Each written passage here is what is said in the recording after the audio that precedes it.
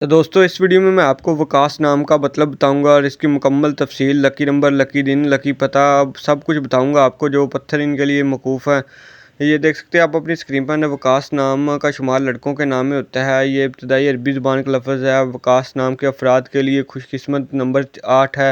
ये इसकी मुकम्मल तफसील भी आगे जाके मैं आपको बता देता हूँ, पूरी स्लाइड चला दूँगा। आप देख सकते हैं कि इसमें आप सारा कुछ पढ़ सकते हैं। सोमवार और जुमेरात इसके में शामिल है। खुशकिस्मत वाले दात में हिंसों के हिसाब से कांसी भी शामिल हैं, ये आपको देखने को मिलेगा।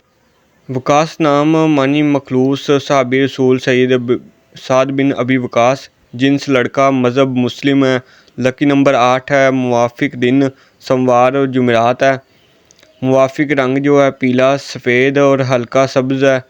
मुवाफिक पत्थर सब्ज़ पत्थर है। मुवाफिक दात कांसी है। ये सब डिटेल आपको मिलती है। वीडियो अच्छी लगी है, वीडियो को लाइक कर दें और चैनल को सब्सक्राइब कर दें।